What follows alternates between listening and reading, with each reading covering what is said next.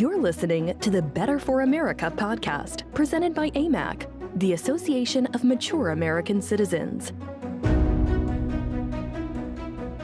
Hello, everyone. I'm Rebecca Weber, and this is your Amac podcast, Better for America. Today, we're back with the Reb and Rob show, and as always, I'm so grateful to have our own national spokesman, Robert Charles, with us. Bobby has a background that offers Amac members an unusual window into the world of modern America history, and he has lived so much history, including spending time in the Reagan and Bush 41 White Houses, serving as Assistant Secretary of State under Colin Powell, and running a large part of the Oversight Committee in the U.S. House for 5 years. But Bobby's knowledge is especially fitting for this moment, as he was the one assigned to set up one of America's police training programs in places like Afghanistan, Iraq, Kosovo, Colombia. And so he is steeped in so much knowledge of history, travel, and the law, having been a law clerk, a litigator, House counsel, but also for 10 years a Navy intelligence officer who incidentally volunteered for active duty on 9/11, a date that we are all thinking about more and more. Notably, while he has held jobs operationally, oversaw strategic policy, and legal issues, he also taught government oversight at the Harvard Extension School and has written hundreds of articles and, of course, has penned 2 great books, Eagles and Evergreens, which highlights the service of World War II veterans, and another book called Narcotics and Terrorism, which links issues front and center in Afghanistan and in that hemisphere. As our nation digs deep to look ahead, we're always so glad to talk with Bobby. Bobby, welcome to the show today.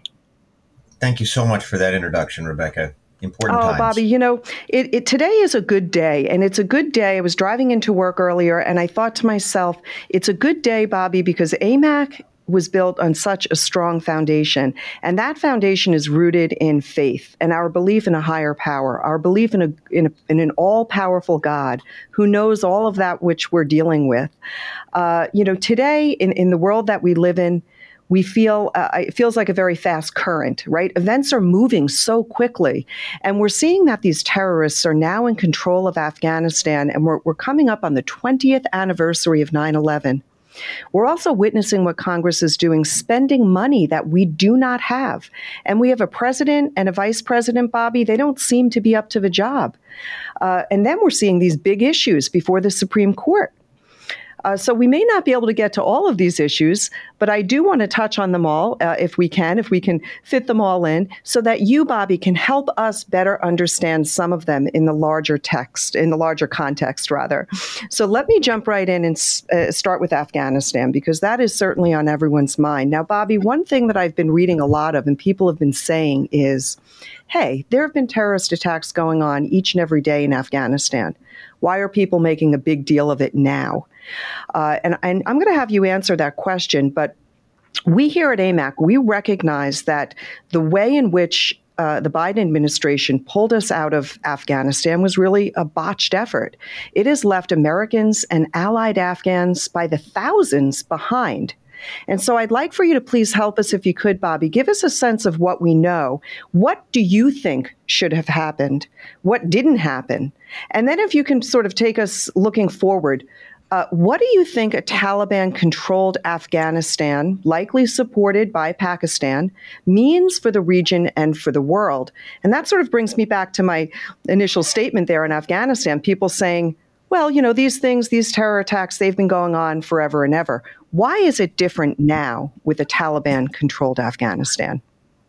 That's such a good and pivotal question, and I think it's something that people need to understand. It's almost like asking before World War I, hey, so this Duke Ferdinand guy got shot in Serbia, what's the big deal? Or in the 1930s saying, hey, there's this guy named Hitler, and he's leading around a few brown shirts and making a mess over there. What's the big deal? The big deal is that in Afghanistan, as in other places in our history and in the history of the world, individual events, how they're treated, how they unfold, actually have the direct effect on second and third and fourth order events downstream that affect all of us. So what should have happened in Afghanistan is that and I think it's important for people to know, over the last 5 years, we've had an average of 10 casualties per year as we have kept relative peace in that country, as we have tried to suppress the Taliban, as we have tried to keep al-Qaeda and ISIS from getting any foothold in that country and allying with them, keeping, of course, China and Pakistan and others out of there as well. So what we were, you can argue, well, we were over there and it was an extended period. Well, that's true. I mean, after World War II, we spent an extended period in places like Germany and Japan and the Philippines and South Korea after that. In fact, we're still all there, right?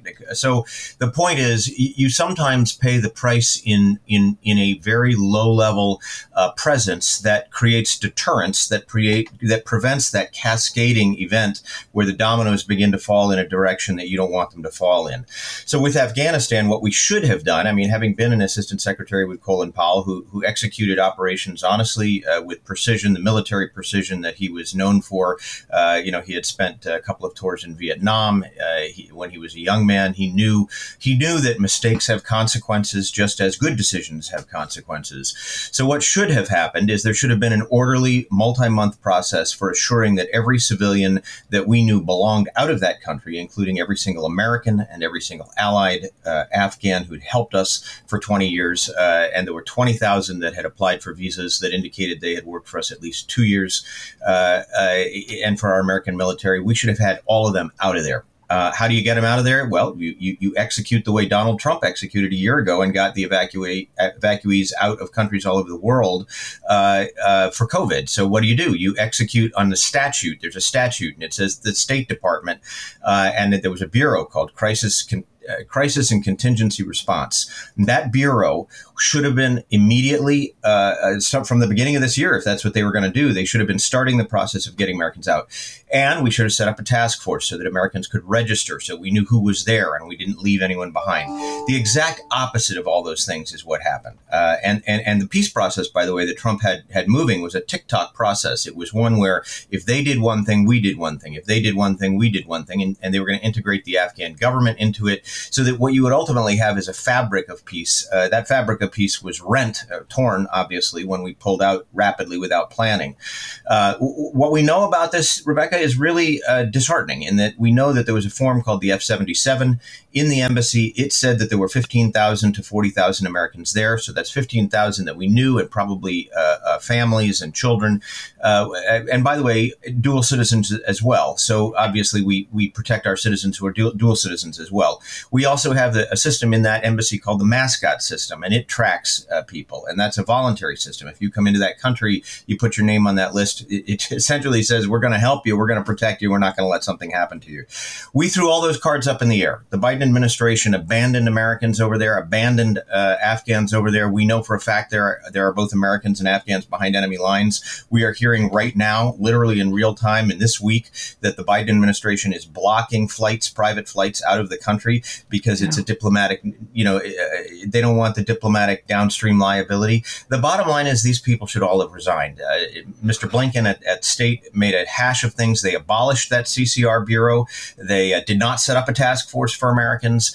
They tripped over themselves to get out of that country, running away from this terrorist Taliban organization. Americans don't run. Okay, we have never historically run. And this battle is not over. You can say, well, August 31 came and so Afghanistan's over. No, Afghanistan is not over. We pulled our military out of Afghanistan, but the way it's going right now, as Mr. Milley, the chairman of the Joint Chiefs, said the other day, we can look forward to power projection, terrorist activities coming out of that country, possibly within 12 months. So is it over? Yeah. No, it's not over. And that's the big difference. That's the difference there is what you've just said, that we've got to really brace ourselves. We've got to be smart. We've got to understand the long-term effects here. And it's just mind-blowing that Biden would have abolished the CCR. Or, there doesn't seem to make a whole lot of sense there whatsoever. I think American people are seeing that and they're understanding it. Bobby, I want to quickly switch over to 9/11 because this is weighing. I mean, we're just coming up on the 20th anniversary. We all have so many memories of that day. And seeing what's happening in Afghanistan, really, the timing is just terrible, in my personal opinion, because we all have stories. We all know exactly where we were on that fateful day. There are both sad stories and inspiring stories. So, Bobby, you were so close to people who were very pivotal that day. I have a few questions for you tied to 9/11. First, if you could tell us what you saw that day. Second, if you can tell us what you think 9/11 means right now. America is so divided. So I ask you, are we different today on the 20th anniversary than we were on that day in 2001? And then, of course, in terms of threat and America's capacity for unity, if you can please share with me some of your own insight. Now, you were close to one of the F-16 pilots, I think it was, who launched that day. So if you could share a little bit about what you saw, what you felt, what he might have felt, that would be interesting. Fascinating. And so everything you said, Rebecca, sort of brings it all to the surface again. All of us as Americans remember that day. If you are at a certain age, you will never forget that day, as I'm sure that Pearl Harbor was remembered by a different generation. My own personal story was that I was a naval intelligence officer, and I tended to be, even though I was a reservist, I had volunteered for active duty time fairly regularly in the Pentagon. And by coincidence, no, really by providence, for some reason, that day I was not there in the spaces I was meant to be in. And instead, I was scheduled to give a speech, actually, to a law enforcement community out in Phoenix, Arizona. And so I boarded a plane. A strange thing I've never said to anybody, but I never worry about anything flying. I've flown 10,000 flights in my life. That particular morning, for some odd reason, when I went in, I thought, the word, the idea of a hijacking sort of flittered through my mind, which was odd. I'd never really even thought about that before. And I never thought about it again until after the events of the day. I realized, wow, I thought about that. Why? So I climbed on a plane, left 45 minutes before the one that hit the Pentagon. The bottom line is the pilot came on. We were mid-country. I was asleep. And he said, they didn't tell the pilots what was happening. I'm sure of it. He said, we've just been told to land, and the president has is going to shut down the entire air travel system. So bottom line, as we landed, he told us that what had happened. He said at that point that the two planes had hit the Twin Towers, that the Twin Towers had collapsed. Again, I was in the air for all of that. Grateful that I wasn't on one of those planes, but I landed and immediately got a car headed back toward here. They put us down in Wichita, Kansas, actually. And as these planes came in, it was the strangest thing. It was like elephants, sort of a tail to nose, tail to nose, tail to nose. All these planes coming in, just dozens and dozens of them where I was landing, just stacked up, just boom, boom, boom, boom, boom, boom, boom, boom, everybody down. My initial thought was that since I know this air traffic control system is triple redundant, my thought was there's just a threat on the system somewhere. There's somebody has done something that's, it was not going to be electromagnetic pulse, EMP, because that would have shut down a plane. So China's not going to do that. We're not going to do that. So I got the rental car headed back, and it was at that point that I started to have conversations with my unit and realized that everybody that was on duty that day wasn't home, wasn't responding. And eventually I interacted with a good friend. Bottom line was, not only was I not there, but and of course, our job, we were the 15, our intelligence job, we were the ones looking out for bad guys. That was part of what we did, our little unit. So they all died in Ring 4. The plane that hit the Pentagon hit Ring 4 and took them out. So that was my life experience there. And this weekend, I'll be back over at the Arlington again. And it just, in a sense, the sadness was enormous. It bound people together, but it also said, hey, God must have preserved you for something. You need to go out and do good and important, anything that you can do, touch the people that you can in a good way. So to your other questions, I think people need to remember that America has been attacked many times in our history, sometimes from within, sometimes from without. And we have always rallied. One of the great characteristics of America is that we are incredibly resilient as individuals, as communities of faith, but also as a nation. And that resilience, to me, is the lasting legacy of 9/11. I will tell you that as I was driving back, again, this was just on the day itself, but I drove deep into the night. It was 23 hours, and I dropped an older lady off in Cincinnati, the world was upside down. The streets, everywhere from Kentucky to wherever, it was empty everywhere, empty. Nobody out on the roads, with the exception of ambulances. Ambulances silently were going everywhere. And what were they doing? In retrospect, what they were doing is taking blood that people had contributed to airports where every plane was out of the sky except military planes that were bringing blood to both Washington and to New York. And candles, extraordinary little thing, candles at the sides of the road, American flags over every overpass all across the country, and little groups of people with candles praying at the sides of the road. And one thing I had never seen before, and it's rather remarkable, is every media market I went through. So I'm going through media markets all across the country. Every radio station, including NPR, is announcing prayer meetings in school auditoriums, in churches, in homes. Really quite remarkable. Isn't that it beautiful? said to me, yeah, we can unify when we need to unify. So the downstream effect of all this is we have to be on guard, especially now with Afghanistan. But we also need to remember that the strength of America is not our government. It is not our political leaders. It is not our institutions or even our economy. It is the fact that we, the people, are an incredibly powerful force for good. Yes, Bobby, thank you. We are also, we respond pretty effectively when we have to. We sure do. And I love that you say it like that. We all need to be reminded. I do think that all of us will have some times of silent reflection in the days ahead. And I know that you will be out to Arlington on Saturday to honor your fallen friends. And we will, as a nation, Bobby, we've got to be praying. We've got to be praying for strength, for unity, for courage, for understanding. We've got to be thoughtful. And we pray for honorable leadership in the future at every level of government. And since we're on the topic of leadership now, let us pause for a moment and just ask, what the heck is this Congress doing when they spend as they are? Bobby, trillions of dollars that we don't have. Yep. So I want to ask you, and for folks that are listening, the next issue of our magazine, we're going to talk about this. We've got some great articles on what's happening here and how serious this problem is of spending. But Bobby, if Democrats in Congress continue to be so reckless with U.S. taxpayer dollars, where does this lead us? That's the word, by the way, reckless. You couldn't have put a better word on it. That's the exclamation point. Look, we as Americans, we always worry about debt. We all have some, unless you're really effective. You have, very few people, whether it's your mortgage or your credit card, people have debt. And we know that part of our job as responsible citizens is to balance our debt. Part of the job of our leaders as responsible leaders is to try very hard not to put the country deeper in debt. So let's look at that question you just asked. We are approaching, there will have to be in September, there will have to be an elevation of what they call the debt ceiling. And I ran the large part of the oversight committee for 5 years for House leadership, Gingrich and company. And the bottom line is there's a thing called the debt limit, and it has to be raised if you're going to spend more money. So they have spent so much money that the debt limit will again need to be raised in September.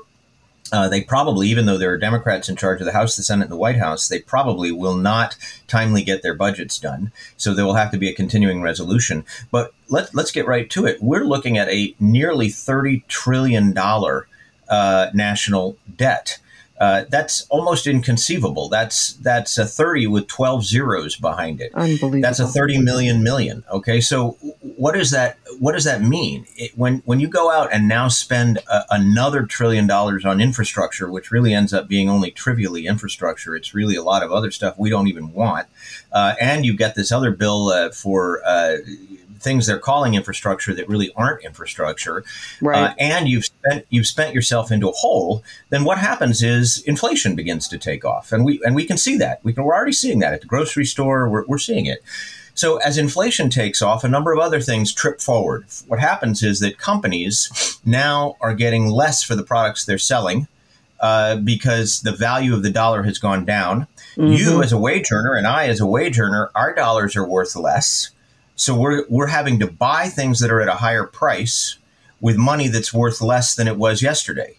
So that creates kind of a vice, if you will. It creates an environment in which doubt begins to be sown, uncertainty begins to be sown. People realize that the money they have in saving probably needs to be spent today because it'll be worth less tomorrow. People on fixed incomes, pensions, Anybody that's on a variable interest rate, those are all going up. Bottom line on all this is that you likely are going to see businesses pull back in response to elevated inflation and excess spending. They're not going to be hiring as rapidly, and we saw that in August. In fact, in August, the economists expected 720,000 jobs. We got 235,000. Okay, so and Biden spun that as good news. Only in a world where pulling out of Afghanistan and leaving Americans there would we have a third of the job promotion being described as good news. It's not good news. Okay, so what happens? At the end of the day, the hope is that Americans keep their representatives accountable, and that because we individually have to be responsible with our budgets, we ask our leadership to be responsible with the federal budget. Can it be reeled in? Yes. Is it irreversible? No. But is it really frustrating when you have people that don't pay attention to the will of the American people and just do as they wish? Yeah, that's frustrating, and that's where we are right now. Yeah, and it is so especially concerning to our Amac members who are largely living on fixed incomes. And can you imagine going to a credit card company where you never pay a bill, you never make the payment on time, or if you're lucky, you're just paying the interest on that bill, and asking your credit card issuer to increase your limit? You gave me $10,000 to borrow, now I need 20, now I need 30, now I need 40, now I need 50. And people need to understand it's really that simple. I mean, it's a big problem. Sort of the elephant in the room that nobody really wants to talk about. But my goodness, they're talking about spending, spending, spending. And it seems to me that the Democrats are really fixed on creating some sort of federal entitlement state, which would allow more government handouts. And this is certainly not going to be good for the economy. Here in New York, our unemployment wages just ran out. So and I talk to entrepreneurs and business owners all day long, and they're telling me, Rebecca, thank God, we're dying to hire. We've got 10 positions open, 5 positions open. So I think that they've got it all wrong. The Biden administration certainly is not handling our economy in the way in which it should be handled. And they're blaming COVID and blaming, always pointing the finger somewhere else. But it's about time that we elect the people that are going to pay attention. And it's a runaway train, the way I see it right now. Something big has got to happen. Yeah, no, Rebecca, you couldn't have said it better. That's exactly what's happening. It's irresponsible at every level. And the notion about unemployment benefits, by the way, I would argue that we have an entitlement state already, that we have this state in which people have become dependent on the federal government, and that Democrats think, many of them, the leadership right now, hey, if I can only sort of get you addicted to a little more of this national debt, I got you in my pocket for the future because, by the way, I'm going to give away freebies. Oh, and who are those freebies being paid for? Your children, your grandchildren, your great-grandchildren. That's right, we're already spending all their money. We're already spending all their money. And by the way, on the unemployment benefits, absolutely right. Labor is right now hard to find because people are being paid by the federal government. They were paid $600 a month more than $300 a month more by the federal government to stay home. So right now, if someone's genuinely unemployed for a real reason, they're going to get the percentage of their income that they would get under the state benefits. But thank God, finally, basically a lot of public pressure said, stop this runaway federal giveaway because that's money we don't have for people who don't need it. That's right. Bobby, you were a U.S. Court of Appeals clerk. I want to get to another topic that I think our members are really going to love to hear more about. And you were also a litigator in New York and Washington, D.C., a counsel for the U.S. House Oversight Committee. And so you are familiar with the law, and I know that you follow cases very closely. So if you would, the basic principles you see at work in recent rulings by the U.S. Supreme Court. For example, they effectively struck down Biden's catch and release policies, insisting that Trump's stay in Mexico policy can continue for now. Then they struck down as unconstitutional the Biden White House executive order that extended the eviction moratorium. And then, most interestingly and promisingly, the court let stand the Texas heartbeat law. Now, that Texas heartbeat law keeps the life of a child sacred. It says that no abortion after a heartbeat is heard after roughly 6 weeks. So how do you see these cases? What do they mean individually and collectively about the conservatives on the high court for possible reversal of Roe v. Wade and for congressional action from legislation to court packing? Can you elaborate a little bit on this? Yes, and you know, you've again, what you've done is you've picked the mountaintop out of the mountain range, and that's exactly what we should be looking at. This is a titanic battle, meaning a battle of titans right now between a conservative Supreme Court and a runaway leftist White House and Congress, and they're battling right now. And these three cases that you just mentioned are particularly pivotal. I think they're indicative. I'll discuss quickly all three of them, but they're indicative of something happening in the future, which is that if the Supreme Court is able to hold together, it's at least 5-4, if not occasional 6-3 majority, we're going to see a lot of reversals of things that we've waited 50, 60 years to get reversed.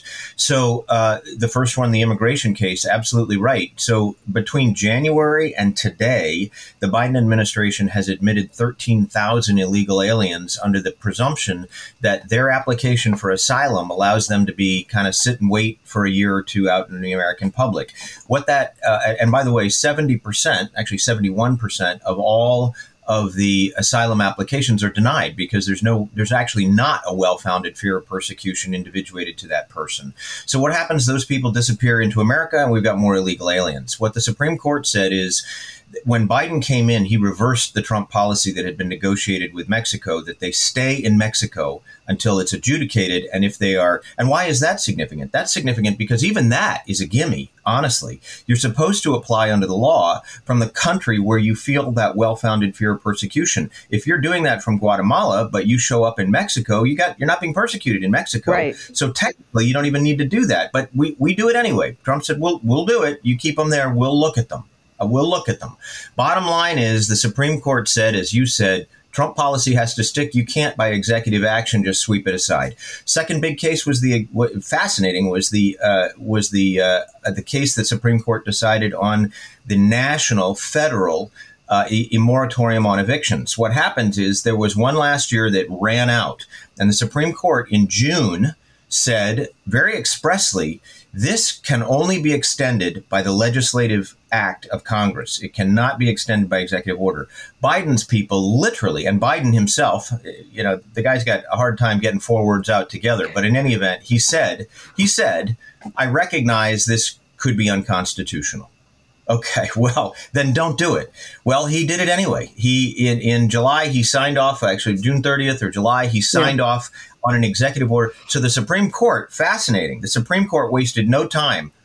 They slapped that back right down and said, no way, that's unconstitutional. You know it's unconstitutional, and it's not going to stand. So that's important because, by the way, that's a non-money benefit that's given to people that they stay home. Okay. So again, not needed. If it needs to be done, do it at the state level or do it by legislation.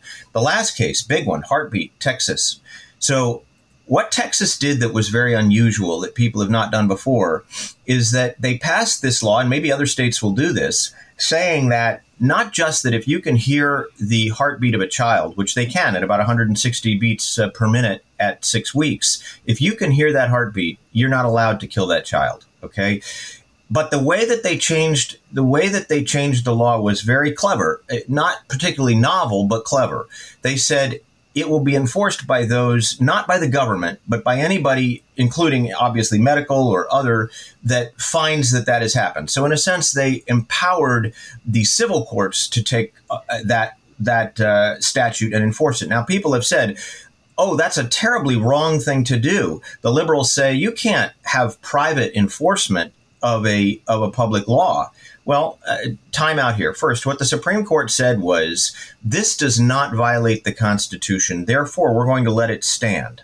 OK, that's very interesting because it means that at least, and it was a 5-4 decision, at least 5 of them might be in a position to want to reverse Roe v. Wade right now and say all of those decisions go back to the state level. They don't get held at the federal level. You can't federally find a right in the Constitution that doesn't exist. Yeah. But the other interesting part is they say, well, private enforcement is inappropriate. Well, I encourage you to Google private attorneys general or private enforcement of laws. Believe it or not, from the Clean Air Act to everything else, there are 60 federal statutes that are enforced privately. There are probably hundreds and hundreds enforced at the state level privately. So the notion that this is a brand new idea or somehow so novel that it was a workaround, it's not. It's just that they took the enforcement mechanism and they put it in the hands of the people instead of putting it in the hands of government. So long term, I think these three cases indicate that there is a trend line, and the trend says conservatism, as in back to being basically an interpreter of the law and the Constitution, is what the Supreme Court is going to be trying to do. And of course, that really rankles the leftists. It sure does. And you know, Bobby, the fear that I see on the faces of those from the left when they hear about the heartbeat law is really it's hard for me to understand. So essentially, and I just want to say this to people listening, what we're talking about here is honoring life. What we're talking about here is recognizing that that those human beings in the womb, developing babies, call them a fetus, call them what you want, but we know scientifically that that is a human being that is alive with a heartbeat. And more, as I read, they're determining that there is these fetuses do feel pain. They can see that. I've read so many. It's heartbreaking to understand how much pain a fetus endures, an unborn child endures due to abortion. So what we're saying here is this bill essentially says, no, after 6 weeks, when that heartbeat is beating, it's too late. This is a human being. This is a child. And what I'd love to see happen is for people that, the blind to finally see, people with hardened hearts that really, really believe that abortion is a wonderful thing and that abortion is freedom. It is not. It's destructive. It's death. And I've yet to meet a single woman who has had an abortion who today, after having had an abortion, says, yeah, that was a good decision that I made. I'm okay with it. That's not what, and I interact with many women. Listen, I understand that there is a very personal relationship between an individual and their doctor. And I certainly don't think that any of us should stand in judgment of people who have had to make that tough choice in their lifetime. But I think that as a nation, we need to come together. We need to have some compassion with all of the science and with all of the information that we have today, being able to see that baby on a sonogram, which we couldn't see in the 50s, in the 60s, in the 70s, even in the 80s. The technology has brought us so far. We can't ignore the fact that this is life. And Amac is very, very much for life from natural, from conception to natural death. And we will fight to make sure that, every human being has that right, that sacred right to life. So I was thrilled to see what Texas did. I hope that this is indicative of what could happen in the future across other states, but we'll have to see. But it is certainly some good news. And I think the vast majority of our members are with us on this issue. They are for life and protecting the unborn.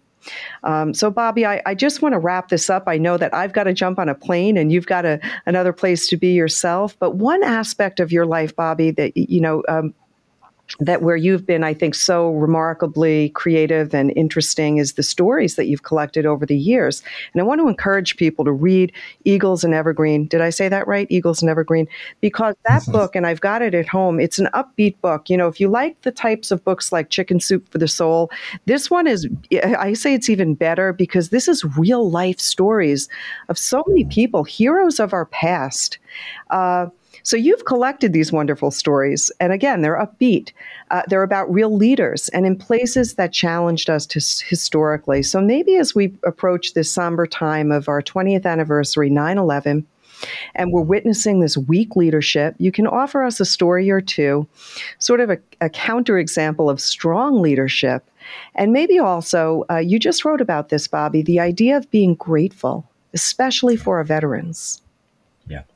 Yeah, such a great opening there, Rebecca. And I'm actually working on more stories of whom your father is actually a part, in the sense that we have so many great Americans. We have so many great Americans who love this country, and they feel right now, obviously not just 9/11, but bad leadership. They feel frustrated that maybe their voice or their values aren't being heard. And what I learn when I talk to people is that actually we're an amazing country, and that all these people actually are still out there very strong in their personal convictions, and it's the combination of all those that make us who we are. So a few stories. I'll tell you, I did write recently about gratitude, and also about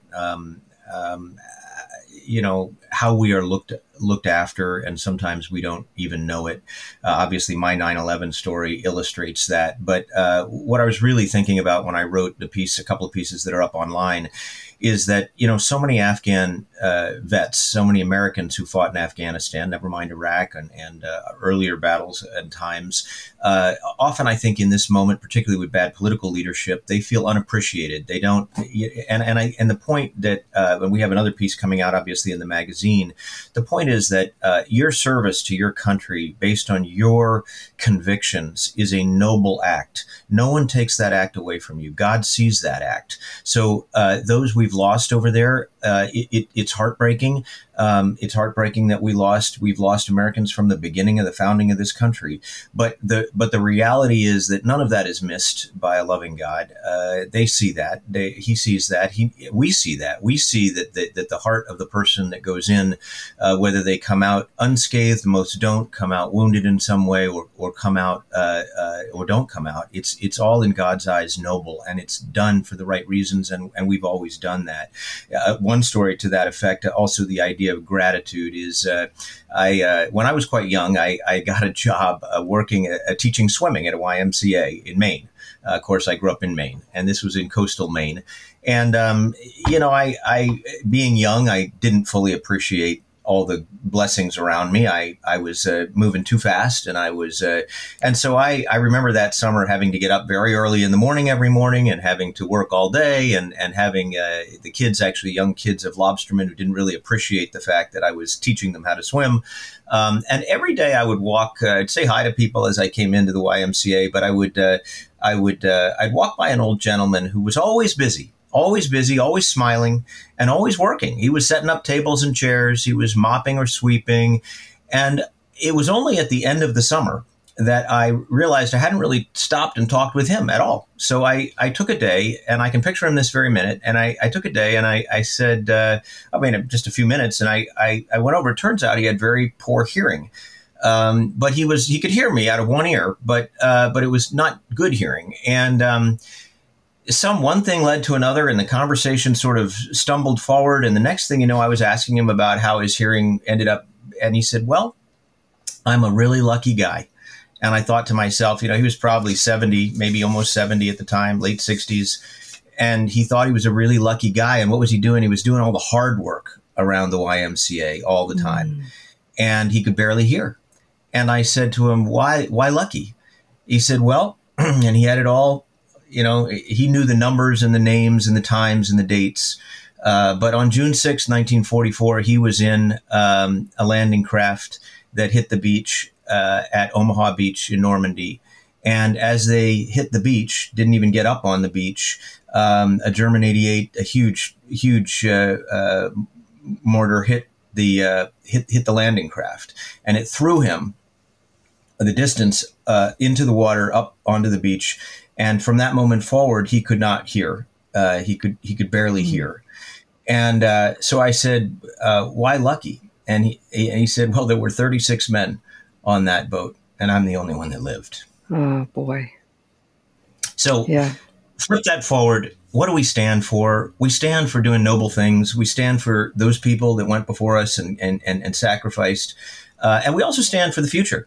And that's what Ronald Reagan did. Ronald Reagan spoke bluntly to the Soviet Union. None of this China, indulgence business. He said, you're a communist country. You're repressing millions of people. We stand for the opposite of that. We stand for liberty and equality. And we're going to keep standing for that. And we're going to stand for that long after you and your communist way of thinking is on the dust heap of history, he called it. But the interesting thing about Reagan, just like when he talked about abortion and just like when he talked about the Soviet Union, he did it with a light touch. And so, when you have people who can convey something without giving offense, you listen a little harder. You listen a little closer. And the two stories that come to my mind was, and they're funny stories, he would collect these stories that the Soviet people or the Russian people were telling about their Soviet communist government. And one of those stories was, he said there was again, this is really in defense of free speech, but he said there were three dogs. And you remember that Eastern Europe was under the thumb also of the Soviet Union. So Poland and Czechoslovakia and Yugoslavia and Hungary and so East Germany. And so he said there were three dogs, an American dog, a Polish dog, and a Russian dog. And the American dog said, well, I'm going to, he said, if you bark, they'll bring you meat. And so you need to always remember to bark, and they'll bring you a slab of meat. And the Polish dog said, well, what's meat?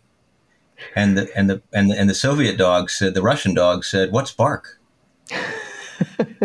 meaning we are so fortunate here to have what we have, both materially and from an ideal perspective. And the other story that comes to my mind is, the Soviets, just like the Chinese, try to pretend, they sort of parrot what we do, imagining that they're fooling their people into believing that it's just as good there as here. Well, there is no just as good there as here. Only the United States really and truly has modeled the idea that these Bill of Rights matter. And that's why we can go to court and fight about it. That's why we can publicly discuss it. And that's why we have to preserve that. But he used to say, again, collecting these stories from the Russian people, that